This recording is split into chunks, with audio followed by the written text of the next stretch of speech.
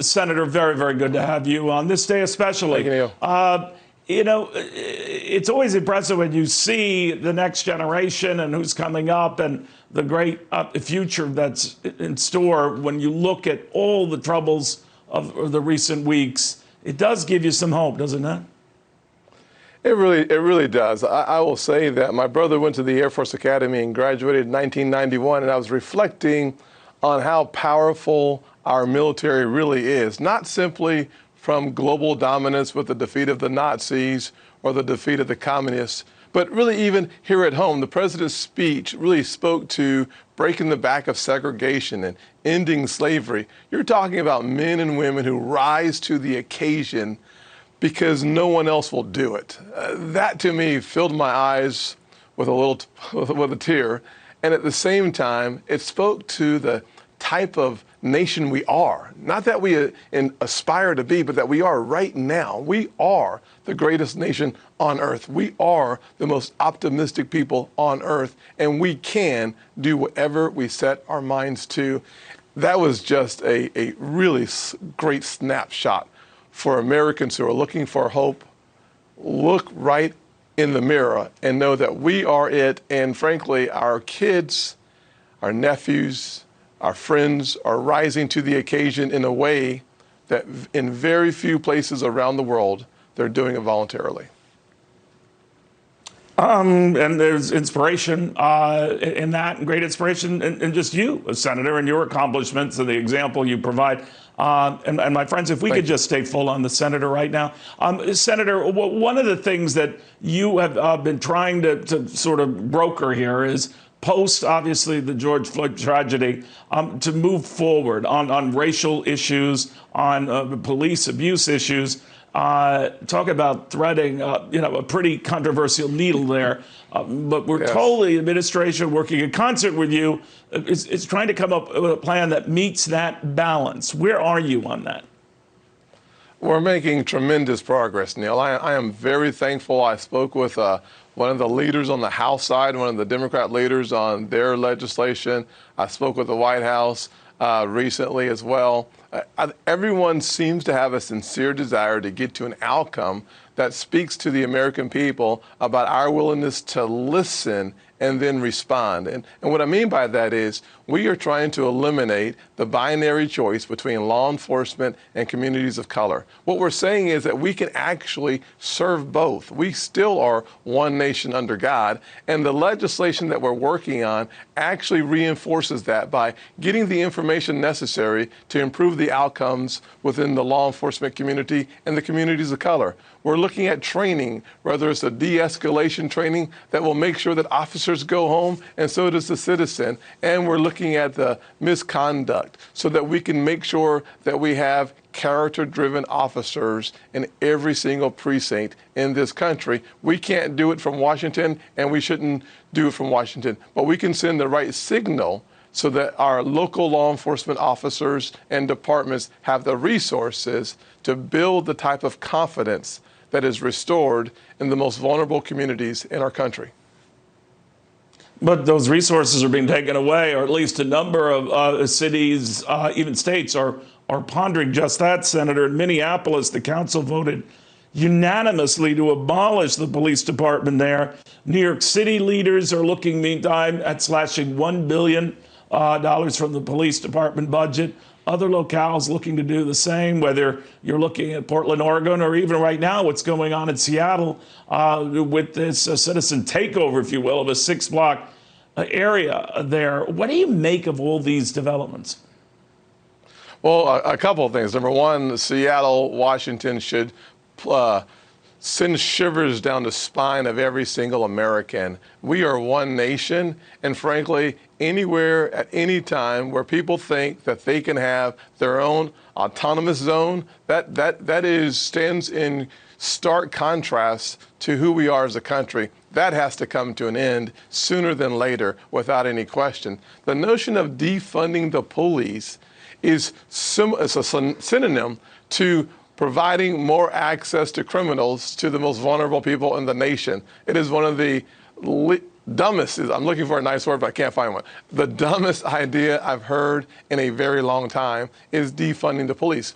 Having a character-driven department should be the goal. Eliminating the department only means that the most vulnerable people become more vulnerable. Who's going to respond? And when I was a kid, someone broke into our house. The police showed up. I'm thankful that we had the law enforcement officers. When I had a major car accident, the police were there to help me out. So while we have to improve the outcome, eliminating the police will not improve the outcome. It will put our nation in jeopardy. If you like order, you like the ability to live your lives and sleep in peace, we need the police. We just need to make sure that the relationships are improved, that are strengthened, not eliminated. That is the absolute wrong direction if I've ever heard of one. You know, Senator, you're our only African-American senator, and with that has come the pressure on both sides to walk this fine line. Democrats say you're selling out to the police departments and trying to protect them. The other side says that, you know, you really have not followed through and gone after the president when he's made intemperate remarks. Even though you're critical, I found you to be pretty much a straight shooter in those regards, regardless whether it's the president saying it or anyone else. But do you feel that special pressure simply because you're African-American that you almost can't win? Well, there's no doubt that as the only African-American Republican senator, I find myself in an interesting position. But here's the good news.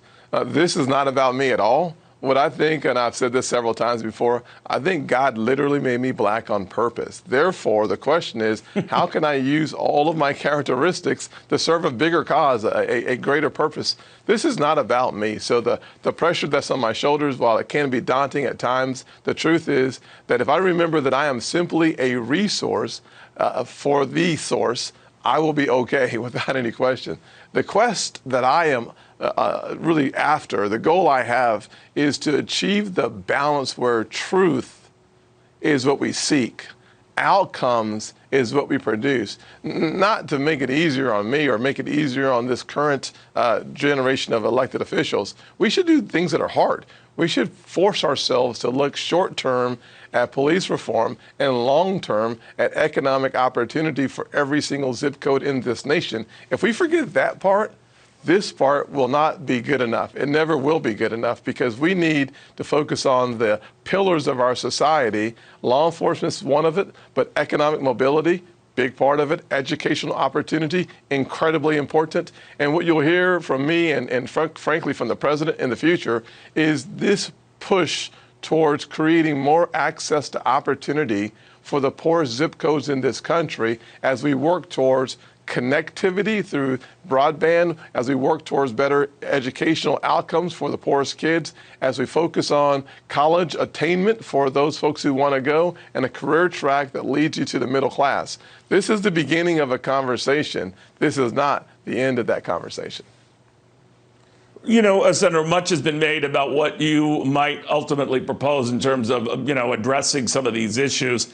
Many African-American leaders have, for example, been saying if it's left at just abandoning and forcing police departments not to use chokeholds and the like, that won't cut it. What do you tell them? What are you coming up with now that would make them feel that this isn't just some papered over attempt to ease the tensions around a crisis?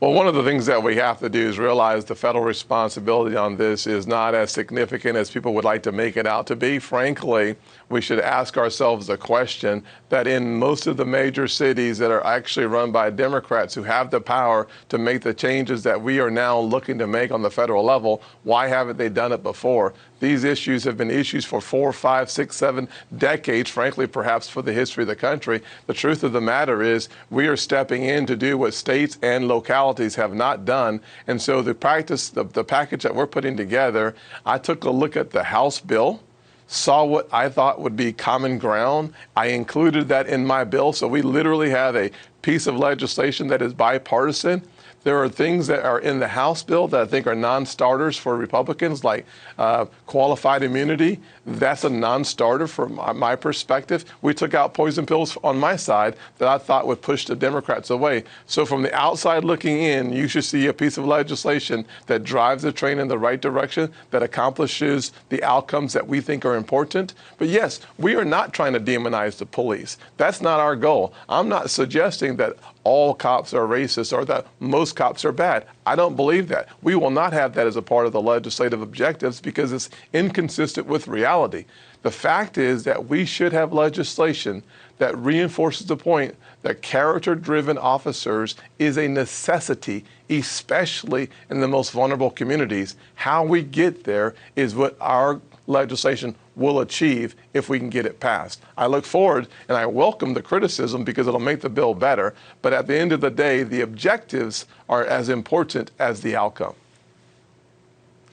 Senator, the president is against renaming these 10 Army bases named after Confederate officers, even though many in the Defense Department and elsewhere have been urging him to do so, especially now. What do you think of that?